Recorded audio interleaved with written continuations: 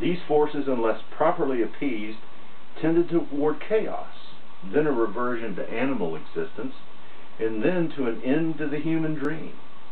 To assure the reversion to chaos would not occur, that the ancient romantic illusion, also known as life itself, persisted, the existing order had to be maintained by allegiance to the state and its gods, who ruled through kings and priests, and their oversight of civic life through public rituals and worship. And in what did that ancient power equation result? An authoritarian, if not totalitarian, demand to enforce the correct view of nature on its subjects to avoid the collapse of the human social order. For the French revolutionaries, Christianity, and in France, that meant the influence of the Catholic Church, but indeed all religious sentiment, had simply stepped into this power equation and had to be overthrown. The irony, of course, is that they themselves were a product of Christianity, albeit in a secularized form. In Christianity, the mixing of Greek philosophy and Hebrew revelation had ended the ancient pagan order. It did so because it shifted allegiance from the state, per the dynamic I just described, to the Hebrews' God. The state and its agents, the kings and priests, no longer could fill that role of acting on behalf of divinity, if not divine themselves. Their rule was supplanted by the understanding of the Bible that required ethical conduct demanded by that Creator God, shifting allegiance to Him and His rule. And even the kings and priests were subject to Him. This is an enormous change, which is the foundation of that idea of liberty, of which Justice Brown spoke in the quotes I've already shared. What the French revolutionaries put in place to effect the overthrow of that Middle Age power equation and the biblical worldview they had inherited and wanted to transform was a new invention in the history of the world, growing out of the third claim of the Declaration of the Rights of Man, to wit, the principle of all sovereignty resides essentially in the nation. No body or individual may exercise any authority which does not proceed directly from the nation that's sovereign. I'm getting ahead of the story here, but remember, after 1918, Germany's King Kaiser Wilhelm II and Russia's Tsar Nicholas II were eliminated from power. Nicholas, along with his family, quite literally, in that war to make democracy safe for the world. And the socialists, who both Wilhelm and Nicholas opposed strenuously in their own ways, rose to power in Europe.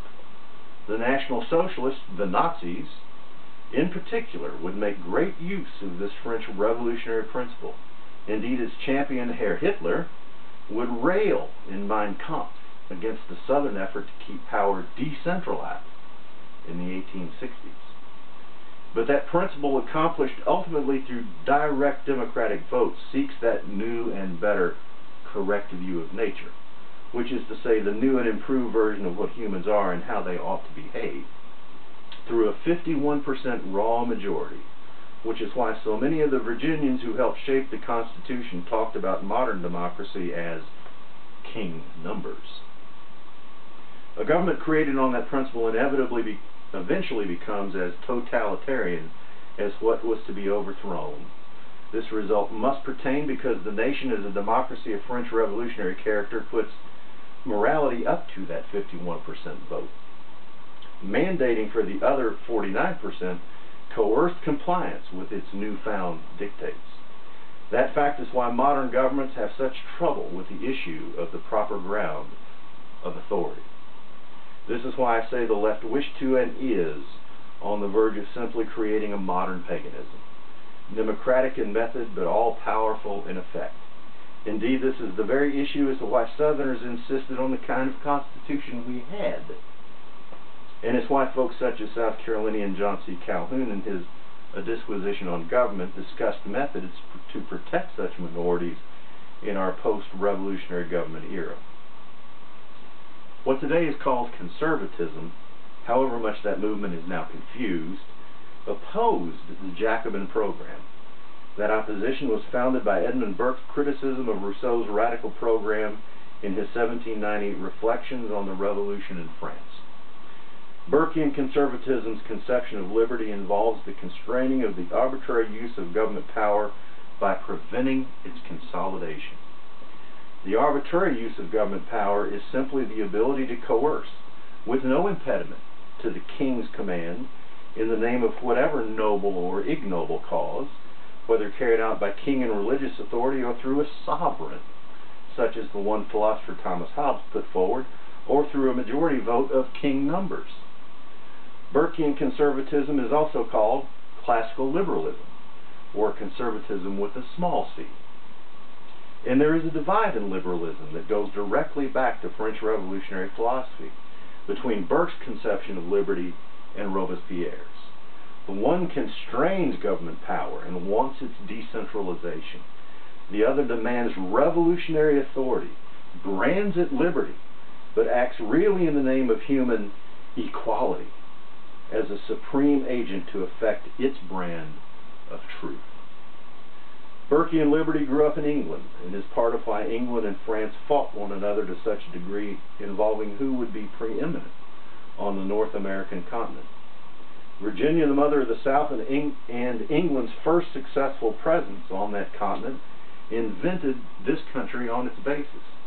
Its hallmarks were free trade, property rights, which is the main principle of the political right, and a religion's necessary influence bubbling up from the people rather than being coerced from the rulers. The founders wished these inherent and inescapable cultural conflicts, reflected inevitably in political dealings, be worked out at the most local political levels possible and not imposed from the top down, because culture and true tolerance simply cannot be imposed.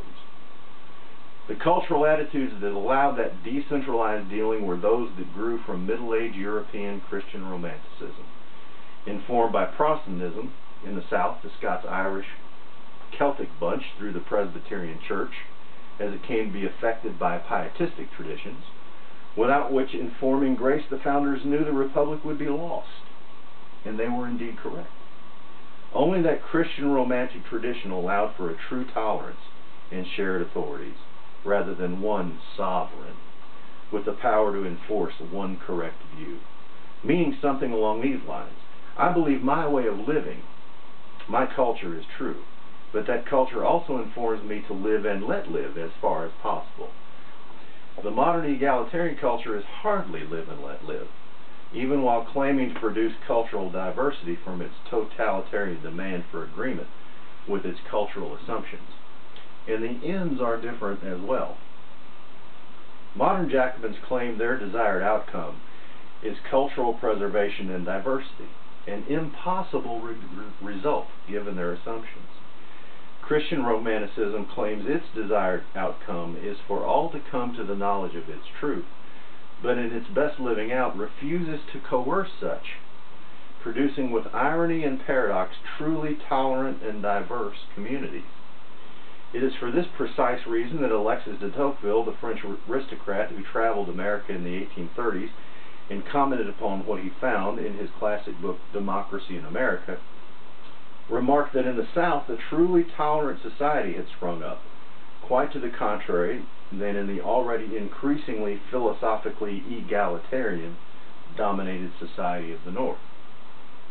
As the mortal enemy of the utopian social agenda, the South came under and is still under attack, and through the point of its prime vulnerability, the errors in logic concerning race and culture, and the existence of slavery in a society claiming to stand for liberty. Those difficult and emotional issues have gotten tremendously confused. That confusion, I would argue, has been deliberately engendered in order to bring off the attack on that utopian agenda's last remaining opponent, in order to effect the adoption of this corrupting culturalist chaos of impossible to accomplish Jacobin rubbish. We are confused by it because we don't understand the human story in terms of a competition between Gnosticisms.